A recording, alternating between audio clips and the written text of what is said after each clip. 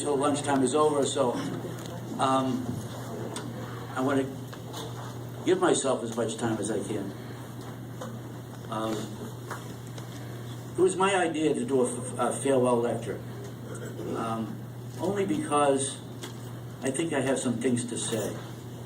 And I haven't had the opportunity to really say that in class, because we had classwork to do. And I want to leave you with something that you can take with you in the future. And I was looking at the last lecture of that famous professor from Carnegie Mellon that gave his last lecture, and I had put down some notes of what I wanted to say, and when I reviewed that lecture, just to see his tone, I realized that his outline was the same, my outline was the same as his, which to me was rather remarkable, because I certainly can't duplicate what he did. And I want to reflect on where I came from, what my dreams were.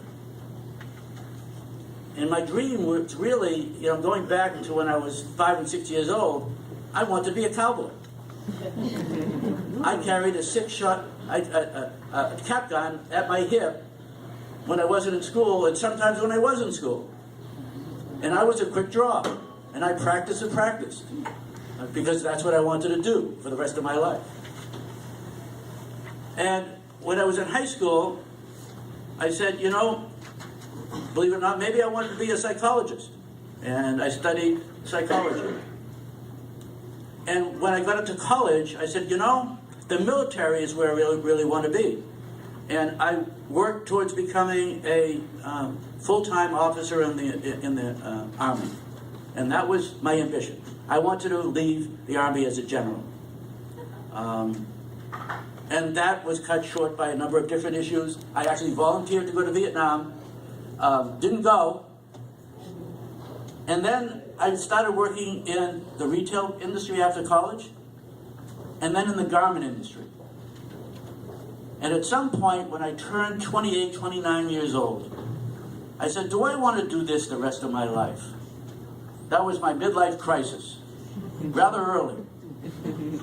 And I said, no, that's not what I want to do. At that time, there was a very popular TV show called Room 222. And it was about a bunch of high school teachers. And I said to my wife, that's what I want to do. I want to be a high school teacher. I had no education background. I had no courses in education whatsoever. I said, that's what I want to do. And I applied to 200 schools. 2 schools answered my letters. I got hired by both, by the way. But I didn't have certification. So I said to them that I would work for 15 weeks for nothing so I could get my certification. And one school said, you don't have to do that. You can get a temporary certification based upon your experience. And I ran to Boston, got the certification, and I started teaching that February. And it was the beginning of the rest of my life. That was 40 years ago, this past September. And I haven't looked back since. Education was my thrill, my ambition, my vocation, and my avocation. Maybe some of my students didn't necessarily think so, but I enjoyed myself every single day that I taught in every single place that I was hired. And that's only been 2. I taught high school for 10 years, and then Johnson & Wales gave me a chance as a part-time, 1-year appointment from maternity leave 30 years ago. And I've been here ever since. And it has been a love affair between me and this university all those years. This school has given me the opportunity to explore so many different avenues of my life. So many different places in the world. I have traveled around the world on behalf of this university, recruiting and working in some real obscure places, and I got to tell you, it has been a sheer joy. Coming down to this campus was the next part of my life after leaving Providence, and this campus has just created such a wonderful environment for me to work in. The students here are the most interesting, the most dedicated, the most joyous people to work with. And the 13 years that I've been here, I have nothing but pure joy talking to, working with, and teaching the students on this campus. And I have to give credit to all the other faculty and the administration that has really honed this campus like none other in the university system to create a true family where we all care for each other. And that in itself is remarkable. And I will never forget that. Now, what can I do for everybody else? What can I instill in you to carry you through the next few decades? I'm not sure anything coming from my voice is gonna, set the world on fire. However, you are in a very unique situation. You are now the next leaders of the United States and the world. You have the ability to change everything about you. Besides the social media and all of that wonderful stuff that we have to deal with, and all of you with your cell phones that you sleep with and can't leave alone in the classroom. By the way, there's a very interesting statistic that I've looked at. Since the smartphone has been the predominant phone in the classroom, no one falls asleep in class anymore. Because they're too busy doing other things, as they say, multitasking, or not paying attention to the professor. One way or the other. But that's okay. I'll deal with that. Bottom line, you still have to take the test. So what can I leave you with? This campus is so unique because of its diverse nature. You all work together harmoniously, sometimes with conflict, but the majority of the time you work harmoniously. Take that with you on your jobs in the future, because that's the way this world is going to have to work, the way we work on this campus. You've got it. You understand it. You will work with people that you don't want to work with because you need to get the job done. You all understand that. If you can carry that through to the next job and the job after that, and then when you become a president of a company, which many of you will, carry that through. Work with your employees to understand that so that they can be successful. You are in such a unique place in the world today. And then we have all the conflict and the politics that are going on.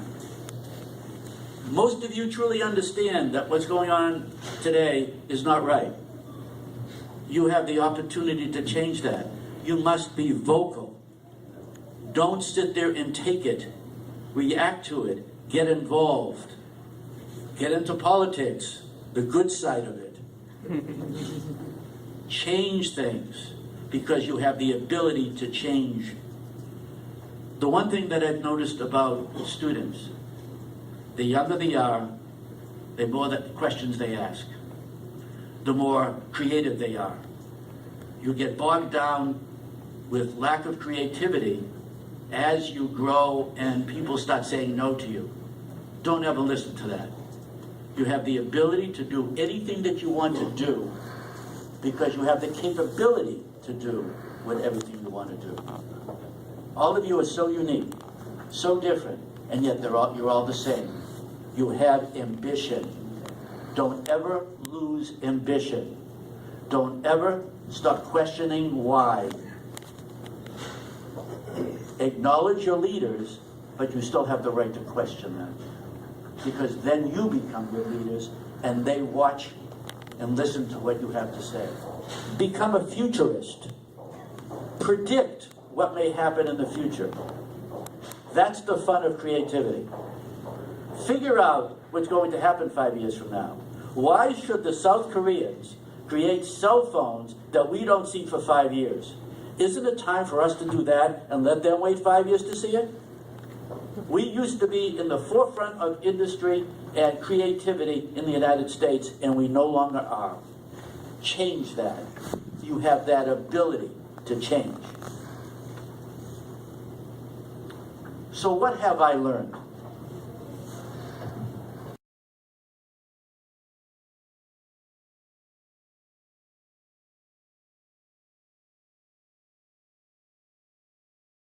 to be somewhat relaxed,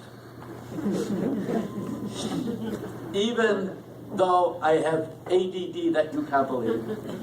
I'm not sure I can sit in the classroom for 2 hours like you do and listen to a lecture like you do. I have trouble, as you know, standing in one place.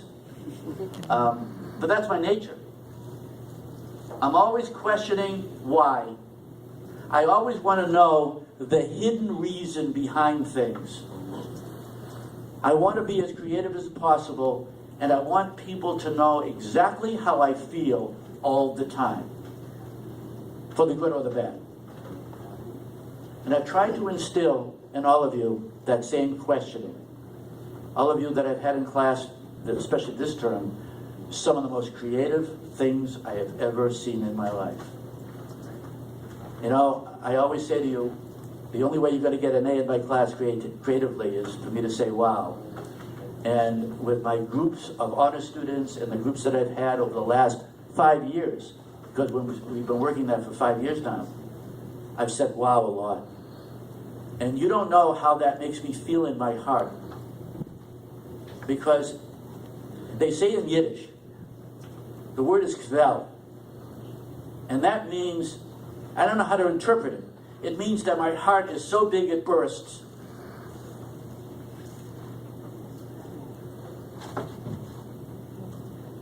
Every time I'm in the classroom.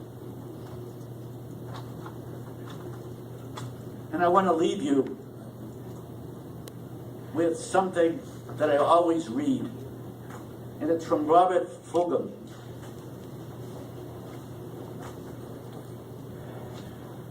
All I really need to know about how to live and what to do and how to be, I learned in kindergarten. Wisdom was not at the top of the graduate school mountain, but there in the sand pile at Sunday school. There are things I learned. Share everything. Play fair. Don't hit people. Put things back where you found them. Clean up your own mess. Don't take things that aren't yours. Say you're sorry when you hurt someone. Wash your hands before you eat. Flush. Warm cookies and cold milk are good for you. Live a balanced life. Learn some, think some, and draw and paint, and sing and dance, and play and work every day some. Take a nap every afternoon. And I know most of you do that. Sometimes in class.